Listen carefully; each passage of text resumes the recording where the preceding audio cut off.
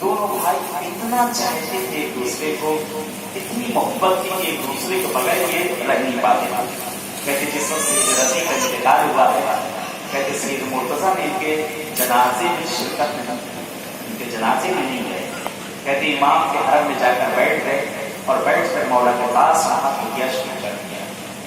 کہتے جنازہ اٹھایا گیا، پھر ہر کسی کو انتظار تھا کہ بھائی جنازے میں آ جائے. کہتے ہیں ان کو برداشت نہ تھا کہ میں اپنے بھائی کو کاندھے پر اٹھا کر لے جا کے میں دفن کر دیا.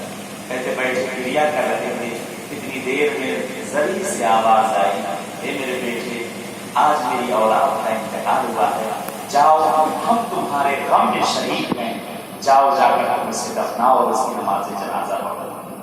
کہتے ہیں جب اس آواز کو سنا ہے تو وہاں سے آتے ہیں اور آنے کے بعد بھائی کے جنازے کو انہوں نے کاندھے پر اٹھایا ہے اور کہتے ہیں بہت گریا کیا، اتنا گریا کیا کہ ہوش ہو کر گر گئے تھے.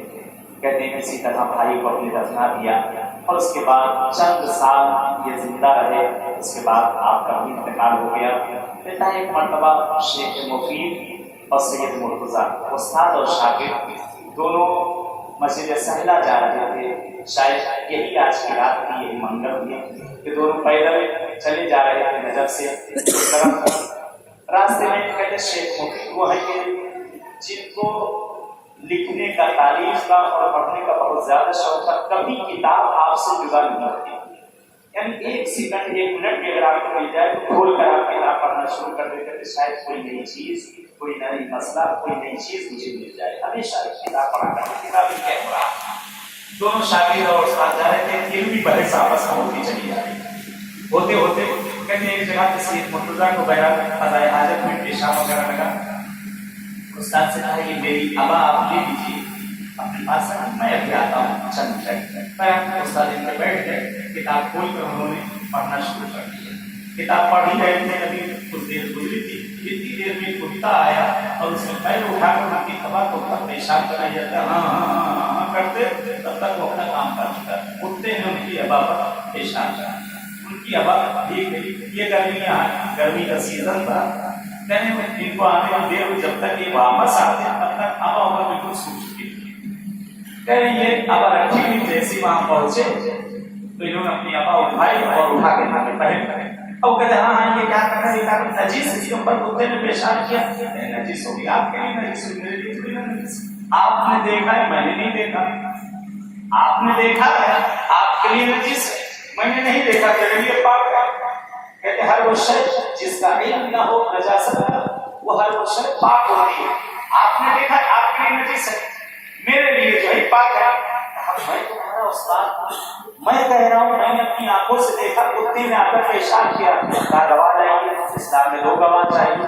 آپ اکیلے، اسلام کے 2 گواہی چاہیے، میں آپ کی گواہی نہیں مانتا. استاد شاگرد میں بحث شروع. کہہ رہے ہیں آگے جاتے جاتے مشورہ شیخ مفید کو غصہ آ گیا، میں نہیں جاؤں گا مسجد سہلا رہا تمہارے ساتھ، مجھے نہیں جانا ہے. چلو یہاں سے چلتے مولا علی کے پاس. چلیے مولا علی کے پاس، چلو وہی فیصلہ کرتے ہیں، چلیے مس کرواتے ہیں فیصلہ. کہتے ہیں دونوں استاد شاگرد آنستے بھر بحث کرتے ہوئے اور مولا علی کے حرم تک پہنچ گئے. ان کو معلوم پہنچے وہاں پر شیخ مفید نے ایک برکت کی طاقت کے ساتھ اتنی بات مسئلے کو زمین میں ڈالا اور اس کے بعد یہ لوگوں نے نماز پڑھی. اتنی دیر میں وہ برقع وہاں سے نکل کے باہر آیا. برقع نکل کے آئے، اس برقعے میں لکھا تھا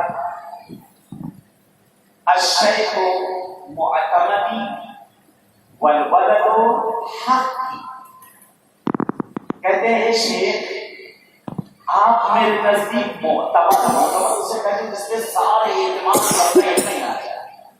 آپ میرے معتمد نہیں تھا، آپ میرے معتمد ہیں. میرا یقین آپ کے اوپر ہے کہ آپ جو کہیں گے غلط نہیں کہیں گے. لیکن پر حق کو مان والے حق میرے بیٹے کے ساتھ تھا، یعنی سید مرتضیٰ کے ساتھ. آپ نے جو کہا آپ بھی حق میں ہیں اور جو انہوں نے کہا وہ بھی حق میں. آپ کی ایک گواہی اسلام میں مان لی جائے گی کیونکہ آپ کا رتبہ بہت بڑا ہے. اسلام میں 2 گواہ چاہیے لیکن آپ کی ایک گواہی مان لی جائے گی.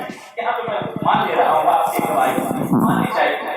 لیکن یہ میرا بیٹا کہہ رہا ہے وہ بھی سچ کہہ رہا ہے، آپ بھی سچ کہہ رہے ہیں. اب آپ دونوں آپس میں بات چیت کرنا ہے دونوں کو. کہتے ہیں اس کے بعد احترام استاد میں بہرحال انہوں نے ابا کو اتارا اور اس کے بعد اسے پاک کیا. لیکن بعض مواقع میں یہ ہوتا ہے کہ اپنے یہاں ذرا سی چیز نجس ہو جاتی ہے، اس کے لیے خاص طور سے عورتوں میں بہت عادت رہتی ہے. ایک بچے نے اگر یہاں پیشاب کر دیا قالین کے اوپر یا فرش کے اوپر کر دیا تو پوری قالین اٹھا کے دھونی چاہیے. اے بھائی ورنہ سب دھولو ہو گئی بات، پوری قالین کیا ضرورت دھونے، پورا گھر دھو دیا جاتا ہے اٹھا کے.